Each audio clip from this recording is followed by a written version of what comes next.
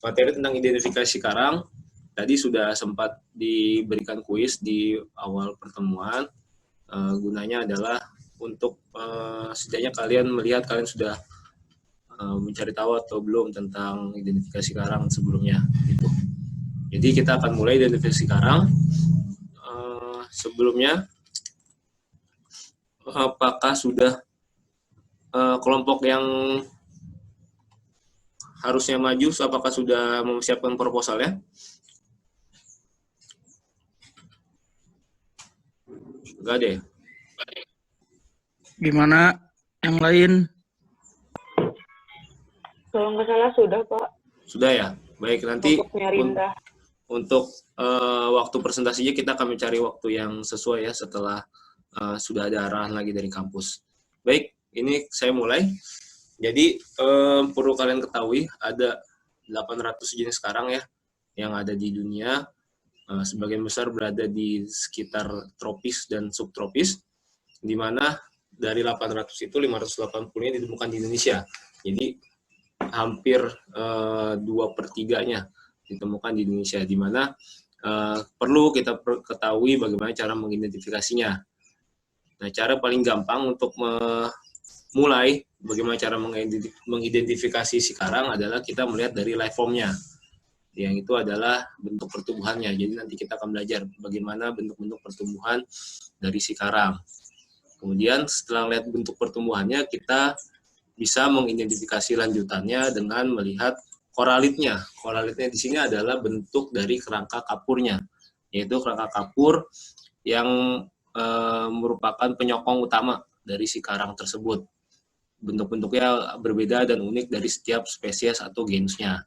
Setelah itu, dari koralit itu kita bisa melihat marga atau genusnya, yaitu adalah bentuk genus dari spesies karang, di mana yang bisa kita amati secara langsung di lapangan hanya sampai tahap genus. Tadi pertanyaan kuisnya hanya sampai tahap genus. Kenapa? Karena jika kita ingin melihat ke arah yang lebih detail atau ke spesies, maka kita harus melakukan pengamatan di lab. Entah itu dengan pengamatan bisa menggunakan mikroskop, ataupun yang paling akurat, kita bisa menggunakan teknik analisis DNA. Nantinya seperti itu. Oke, saya lanjut.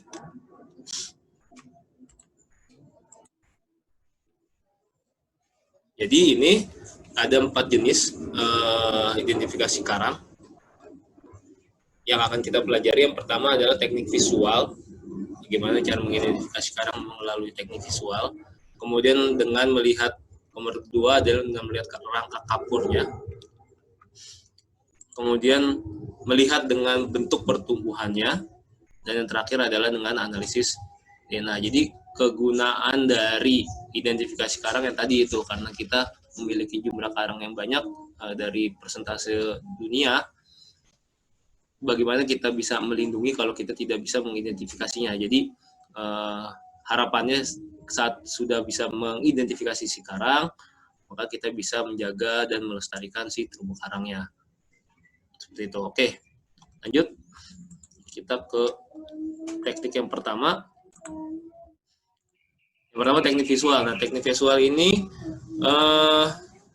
dibedakan berdasarkan warna, kemudian bentuk, kemudian bentuk tentakel. Jadi ada banyak karang yang bisa diidentifikasi langsung genusnya atau jenisnya dari warnanya. Jadi warnanya mungkin khas, seperti contohnya karang dengan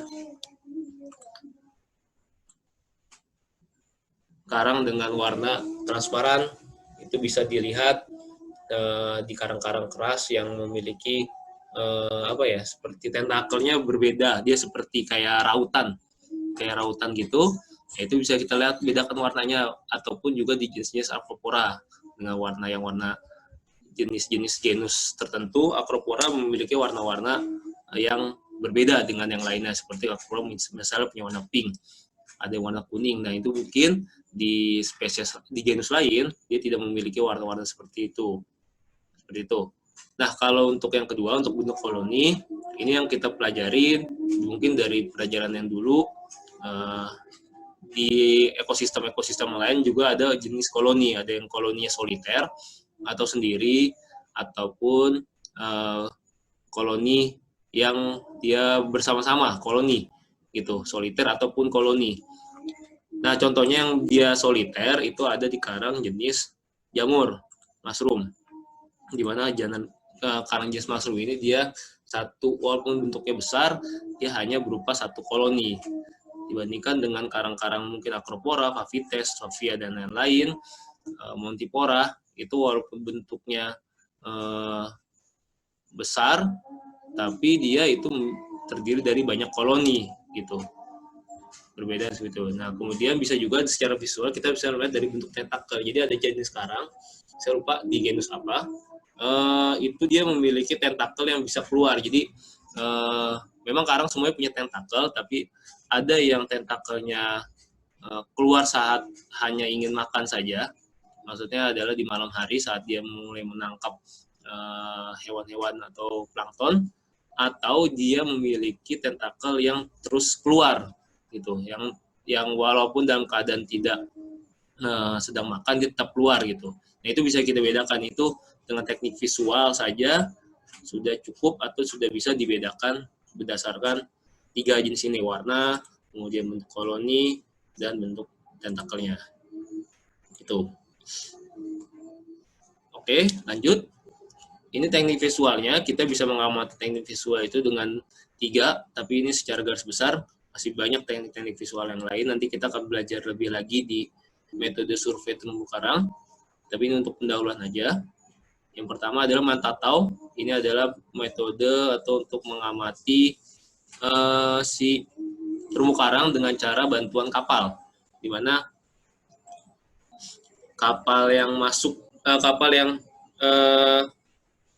menarik si penelitinya akan menarik di sekitar daerah terumbu karang, kemudian peneliti ini akan mengidentifikasi si karang, baik itu jenisnya mungkin atau hanya di persentase tutupan saja, itu. Kemudian yang kedua, ini ada transect kuadrat.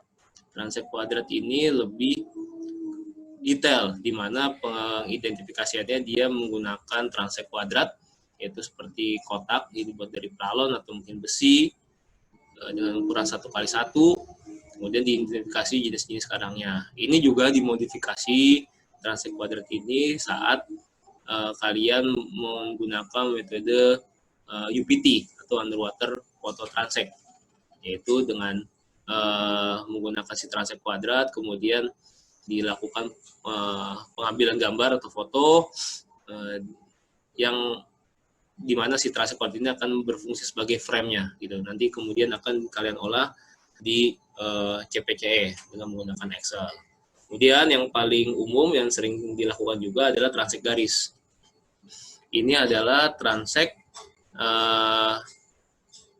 dengan cara menggelar garis menggunakan tali atau mungkin kronometer, kemudian mengamati pertumbuhan atau luasan dari si terumbu karangnya dengan metode bisa LIT ataupun PIT, yaitu adalah dengan melihat perubahannya per sentimeter atau dengan interval, bisa per 50 cm, bisa per 1 meter, dan seterusnya. Jadi ketiga teknik ini juga bisa untuk mengidentifikasi karang, baik itu dengan level genus ataupun level life form, seperti itu. Oke, saya lanjut. Kemudian yang kedua, ini adalah teknik untuk menelaah atau mengidentifikasi terumbu karang dengan lebih detail. Ini tahapnya sudah sebenarnya dulunya di lab, tapi sekarang sudah ada pendekatan yang dimana kita bisa mengidentifikasinya langsung di lapangan. Jadi intinya adalah kita akan memahami bagaimana bentuk dari si rangka kapur karangnya ini, kemudian kita akan melihat koloninya seperti apa, apakah dia berbentuk seperti masif, cabang, atau lembar, dan lain-lain. Kemudian kita melihat gimana bentuk dari koralitnya. Nanti ada 8 jenis bentuk koralitnya. Setelah itu nanti kita bisa menentukan apakah di daerah, apakah si karang ini termasuk dalam genus mana, gitu. Nah, semua tahapan-tahapan ini sebenarnya kita bisa pelajari dengan Coral Finder. Coral Finder itu ada buku manual di mana tahapan-tahapan ini dilakukan gitu. Jadi di Coral Finder itu kita bisa melihat pertama kita melihat karang, kemudian setelah karang kita lihat itu kita mengamati nih si bentuk karang ini seperti apa nih. Dia bentuknya bercabang, kemudian dia bentuknya masif atau bentuknya lembaran. Oke, kalau sudah dapat bentuknya kita akan berpindah ke halaman berikutnya. Nah, di halaman yang sudah ditentukan bentuknya, itu kita melihat si bentuk koralitnya seperti apa. Koralitnya itu bisa dia koralitnya satuan, kemudian dia menyambung, atau mungkin dia berakar, atau mungkin tidak terlihat. Itu ada bentuk-bentuknya koralitnya. Kemudian kalau masih belum jelas, kita bisa melihat bentuk-bentuk bagian lainnya, baik itu si septanya, palinya, columella, ataupun coisteumnya. Gitu. Jadi secara garis besar seperti itu Coral Finder, cara mengidentifikasinya. Nah, untuk melihat bentuk koralitnya, ini ada sekitar 7 atau 8 ya, 7 atau 8. Ini yang 3 yang pertama. Yang pertama itu plocoid. Plocoid itu dia tipe si kerangka kapurnya atau koralitnya, dia punya dinding masing-masing. Jadi dia punya dinding masing-masing, kemudian antar koralitnya dia itu dipisahkan oleh konestom. Jadi kemarin pas morfologi mungkin Bu Indah sudah menyampaikan ya bagian-bagian dari koralit, bagian dari si kerangka kapur itu apa saja. Nah, konestom itu adalah si jaringan kapur atau kerangka kapur penyambung antara satu koralit dengan koralit lainnya, itu konestom. Gitu. Kemudian seroid. Nah, kalau seroid ini dia dinding koralitnya tuh menyatu satu dengan lainnya. Kan bisa dibedakan kan, kalau plocoid itu dia seperti kayak ada lembah-lembahnya gitu. Kalau yang ini, yang seroid ini dia berbentuknya hampir kalau bisa kalian visualisasikan tuh kayak ini ya, kayak otak gitu ya, kayak otak. Jadi dinding yang koralit 1 dengan koralit 2 itu menyatu gitu. Dia jadi tidak ada lembah. Tidak ada lembah-lembahnya, itu hanya si koralitnya saja gitu. Jadi dinding satu dengan dinding lainnya itu menyatu gitu. Nah, kalau yang ketiga pacheloid, yaitu bentuk koralitnya memanjang. Koralitnya memanjang di sini adalah dia seperti berdiri sendiri, seperti apa ya, seperti dia punya tabung dari bawah, kemudian dia koralitnya berdiri sendiri. Beda walaupun dia bentuknya sendiri-sendiri, bedakan dengan si plocoid. Plocoid ini dia memiliki batasan yang jelas dari atas sampai ke bawah gitu, karena dia punya batang sendiri-sendiri. Kalau misalnya kita lihat ini kan dia kan lembahnya cuma satu nih, tapi kan kalau di bawahnya hampir sama kan, dia rata. Nah, kalau plocoid ini dari atas sampai ke bawah itu dia seperti langsung punya bagiannya sendiri gitu. Jadi pembedaannya seperti plocoid dengan placoid. Lanjut, ini ada yang selanjutnya, ada meandroid. Nah, kalau meandroid ini bentuknya hampir seperti yang cheirodoid, tapi dia panjang. Jadi dia panjang. Kalau yang ini kan dia kan kotak-kotaknya masih jelas. Nah, kalau yang ini dia si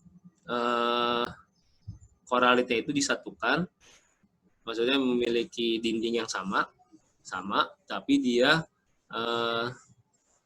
sangat sudah susah atau sangat sulit melihat si koralit per koralitnya. Jadi dia sudah sampai seperti satu kesatuan gitu, berakar seperti garis-garis gitu, sehingga kita agak sulit untuk membedakan mana koralitnya gitu. Itu di meandroid.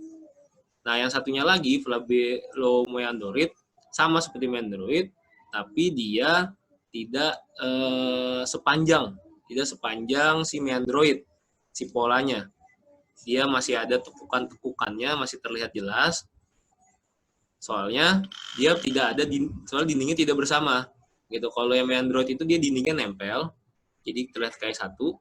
Sedangkan yang flabeo ini dia ini masih terpisah, jadi hampir sama kayak si yang paecoid, hampir sama kayak paecoid, tapi dia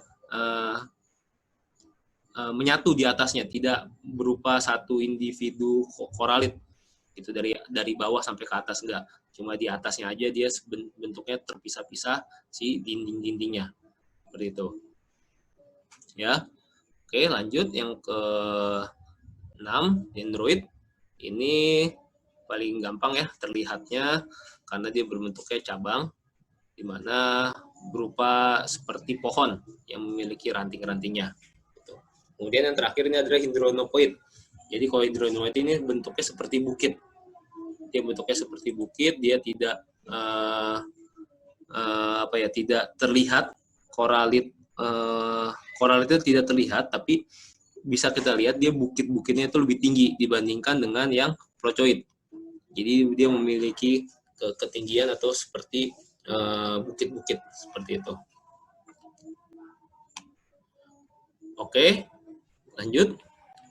Ini adalah teknik yang ketiga, yaitu dengan mengamati pertumbuhannya. Di mana pertumbuhan karang ini kita bisa melihat berdasarkan life form-nya, yang sering kita sebut dengan nama life form. Jadi, yang bisa kita lihat dan kita mudahkan untuk identifikasi ini adalah dengan cara membedakan dua jenis, yaitu acropora dan non-acropora. Gitu. Nah, sebelumnya silakan coba kalau ada yang bisa menjelaskan acropora dan non-acropora itu pembedanya seperti apa. Boleh di unmute. Silakan kalau ada yang pengen menjelaskan. Kalau misalkan si acropora itu biasanya si jenis pertumbuhannya itu kan aksial sama radial, jadi ke atas sama ke samping. Kalau misalkan si acropora itu hanya ke samping doang si bentuk pertumbuhannya. Kurang tepat.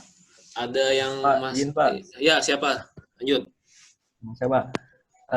Perbedaannya itu kalau misalnya di acropora itu tekstur dari terumbu karangnya lebih lebih kasar, lebih berduri-duri. Sedangkan non acropora itu biasanya lebih lembut. Kalau perbedaan dari teksturnya, Pak. Oke, ada lagi? Saya, Pak. Ya, lanjut. Apa? Bill 72. Ya. Kalau acropora bercabang, kalau non acropora tidak bercabang, Pak. Oke, jawabannya bervariasi ya. Oke, saya coba rangkum. Apa? Siapa? Satu lagi. Ayo. Sebelum saya jelaskan. Siap. Ya, apa? Cep. Apa? Searching dulu kayaknya itu mah. Oh, searching dulu. Lama, Pak, lama. Ya, saya jelaskan ya. Jadi yang perbedaannya si acropora dan acropora itu bukan di bentuk pertumbuhannya yang tadi Bill jelaskan, yang acropora bercabang, yang ini tidak gitu, tapi dia ke arah koralitnya yang tadi saya jelaskan, koralitnya gitu. Jadi kalau acropora dia memiliki yang namanya aksial koralit. Apa itu aksial koralit? Itu adalah koralit yang ada di ujung dari setiap bentuk pertumbuhan karangnya. Contoh, di karang yang bercabang di acropora, misalnya ini seperti rantingnya, nah, atau cabangnya, nah ini dia ada banyak koralit di sampingnya. Cuma pembedanya si acropora dan acropora, dia ada satu koralit di atas, yang dinamakan aksial, di atas. Berbeda saat kalian ketemu dengan jenis karang yang walaupun bercabang, sama-sama bercabang, dia kalau bukan acropora, dia tidak ada koralit di ujungnya. Gitu. Yang itu pembedanya antara acropora dan non-acropora.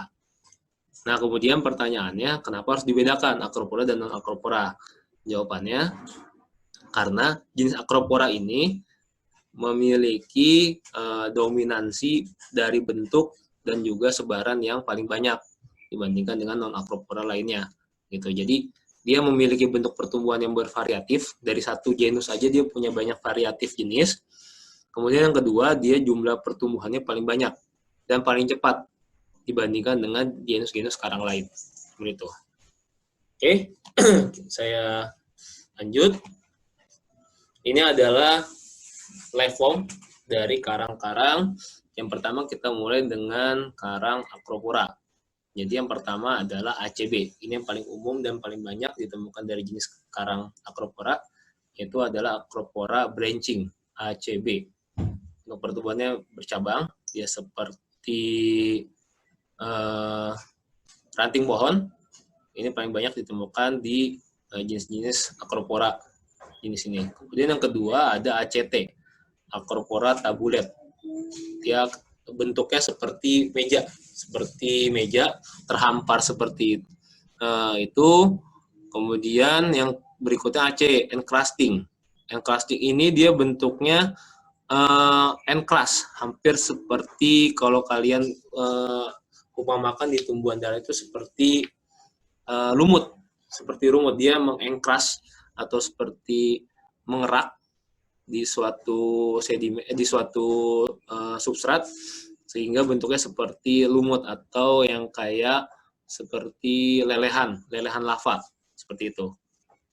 Lanjut, ini ACS, Acropora submassive, yaitu bentuknya seperti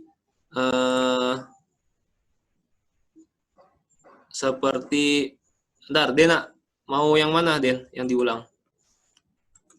Kalau yang enggak, yang kurang jelas, yang kurang jelas ini aja ya, dinyalain aja audionya. Yang mana? Yang encrusting. Tadi Pak, yang kayak lumut. Ya, dia bentuknya, yang si encrusting ini dia seperti, ini contohnya substratnya. Nah, si Acropora encrusting itu dia di atasnya, substratnya itu, dan bentuknya seperti lelehan gitu, seperti lumut gitu. Seperti kayak lelehan lava atau seperti lumut menempel seperti itu. Tapi dia ini Acropora. Nanti ada jenisnya sama juga, si koral pun juga yang non Acropora dia juga punya yang encrusting gitu. Jadi bentuknya seperti lumut gitu. Ya. Oke. Terima kasih, Pak. Lanjut yang ACS, ini sama kayak seperti ACB. Dia sama seperti bercabang, tapi si ACS ini dia lebih berisi gitu. Jadi kalau misalnya cabangnya yang si encrust, yang si branching itu misalnya saya gambarkan satu kayak gini. Nah, kalau yang si submasif itu dia mungkin kayak seperti ini gitu. Tapi dia seperti bentuknya tetap bercabang, tapi dia memiliki ketebalan yang lebih dibandingkan yang branching. Kemudian yang digitate, ini dia bentuknya sama seperti tabulet, meja, cuma dia bentuknya lebih kecil pertama, yang kedua bentuk pertumbuhannya dia ke atas gitu. Jadi kalau yang si tabulet itu dia meja, tapi bentuk pertumbuhannya ke samping. Si Acropora ke samping. Nah, kalau yang si digitate dia meja tapi bentuk pertumbuhannya ke atas gitu. Jadi seperti ke atas gitu meja. Meja juga dasarnya sama, meja gini tapi dia ke atas bentuk pertumbuhannya. Itu perbedaannya. Ya. Ada yang kurang jelas? Ada yang mau tanyakan dulu? Jelas, Pak. Jelas ya? Oke, lanjut. Ini yang berikutnya. Ini adalah jenis karang yang masuk ke dalam kategori non-Acropora. Yang pertama adalah coral branching. Dia sama seperti Acropora branching, bentuknya bercabang, tapi dia masuk ke dalam non-Acropora karena dia tidak punya axial coralit. Nah, kemudian coral encrusting yang tadi hampir sama seperti Acropora encrusting, tapi ini tidak Acropora, non-Acropora. Jadi kayak gini, ini kan substratnya ini. Nah, di atasnya ini ada semacam karang yang menempel, dia itu seperti lumut yang tadi saya bilang, seperti lumut, dia mengakar atau seperti lumut. Gitu. Nah, nanti kita bisa bedakan di sini dia ini Acropora atau non-Acropora. Nah, ini bentuk dari encrusting. Kemudian saya loncat dulu, ini yang sama dulu ya, coral submassive, CS. CS ini dia bentuknya hampir sama dengan Acropora submassive, cuma kembali lagi saat diamati dia tidak memiliki axial coralit. Itu. Nah, itu 3 jenis yang sama yang ada di Acropora ataupun di non-Acropora. Kemudian kita masuk ke jenis-jenis yang reformnya hanya dimiliki oleh non-Acropora. Yang pertama adalah coral massif, CM. Nah, CM ini dia bentuk pertumbuhannya seperti otak, gitu, seperti batu, boulder, seperti batu masif, bentuknya masif. Itu dia hanya ada di non-Acropora. Dari jenis-jenis Polytes, kemudian Favia, Favites, itu dia bentuk pertumbuhannya seperti otak atau coral masif. Kemudian yang kedua, dari jenis non-Acropora yang tidak ada di Acropora, itu CF, coral foliose. Di mana Coralpolis ini bentuknya seperti daun-daun gitu, seperti daun-daun, tapi jangan terkecoh sama alga ya. Ada alga namanya padina, dia bentuknya seperti daun juga, atau seperti kayak rautan pensil ya, tapi dia alga. Kalau padina dia lembut, dia soft. Tapi kalau CF ini dia bentuknya solid, karena ini hard coral. Ini bentuk pertumbuhannya seperti daun CF. Nah, kemudian yang berikutnya ada CMR, coral mushroom. Nah, coral mushroom ini dia bentuknya seperti jamur. Bilangnya kan karena mushroom jamur, tapi paling gampang adalah ciri khas dari teknik visual, yaitu dia memiliki koloninya adalah soliter.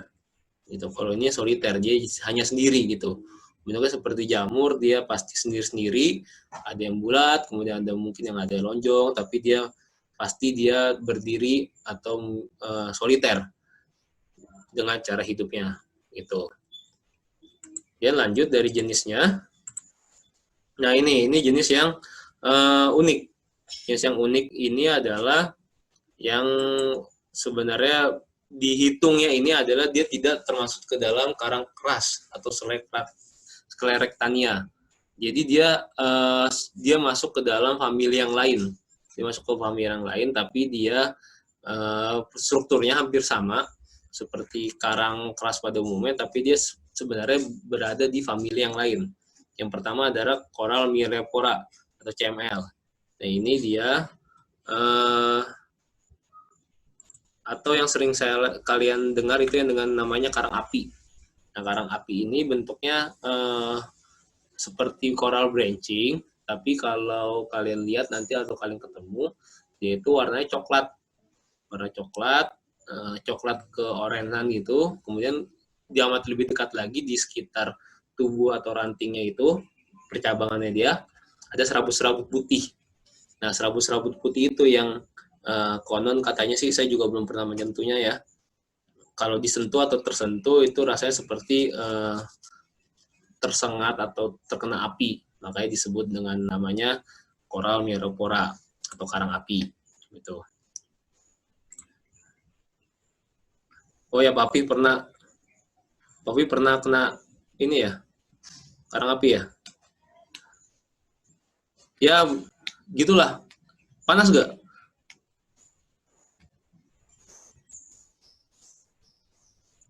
Yang kena betis, yang sakit perut, ya mungkin itu kali ya, efeknya ya. Oh, panas, oke. Seperti itu ya, mungkin nggak tahu ya, kamu sengaja atau penasaran? Penasaran atau nggak sengaja? Oh ya, kayak kebakar. Oke. Kayak gitu ya, nanti coba tanya sama si Papi bagaimana rasanya. Nah, terus kemudian yang berikutnya adalah CHL. Ini adalah Coral Heliophora atau karang biru. Kenapa karang biru? Karena saat kalian lihat visual di luarnya itu dia berwarnanya seperti kuning keputihan. Tapi saat dipatahkan atau mungkin kalian lihat bagian-bagian yang sudah patah, dia punya warna biru di sekitar kerangka kapurnya. Nah, makanya dia dinamakan dengan karang biru seperti itu. Oke, lanjut. Ini adalah teknik terakhir saat identifikasi karang, yaitu adalah teknik analisis DNA. Jadi analisis DNA ini fungsinya adalah untuk melihat atau mengidentifikasi sampai ke skala spesies. Yang tadi saya bilang, kalau yang di lapangan kita maksimal hanya bisa sampai tahap genus. Tapi kalau ingin yang spesies, kita harus ke teknik analisis DNA. Nah, tekniknya ini biasa disebut dengan DNA barcoding. Jadi, gunanya itu yang tadi untuk menganalisis apakah dia termasuk ke spesies tertentu. Atau mungkin ada juga kemungkinan kalian atau peneliti yang lain menemukan spesies baru, gitu. Yaitu dengan melihat susunan si DNA-nya. Apakah si DNA-nya ini sudah pernah atau sudah ada atau belum. Jika belum, maka bisa dianggap sebagai spesies baru, seperti itu. Jadi DNA ini menggunakan urutan-urutan basa nukleotida. Ini mungkin bisa kalian lihat nanti atau kalian cari penelitiannya itu yang di bawah, yang di Google ini sudah saya attach. Ini penelitiannya ini untuk mengidentifikasi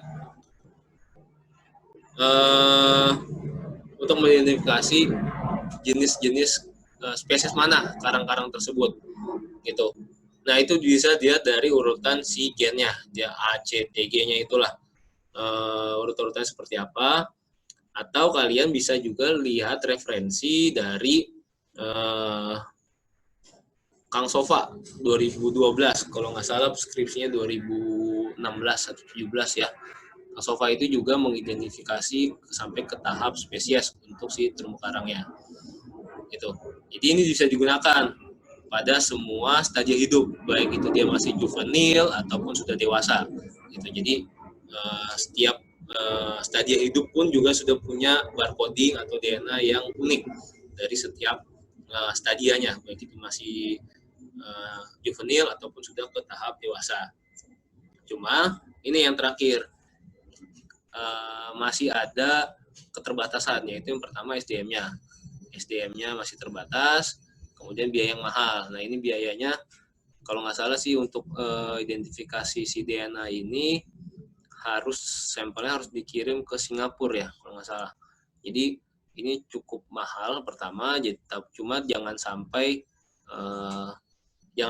kendala biaya ini jadi penghalang kalian ya, bagi yang punya minat di analisis DNA untuk karang atau mungkin spesies lainnya, silakan aja. Kita bisa masih ada jalan lah, mungkin kita bisa ikut dengan penelitian dosen atau mungkin ada keringanan-keringanan lain lah yang bisa diusahakan gitu. Jadi jangan sampai si keinginan kalian dibatasi oleh si biaya yang mahal gitu.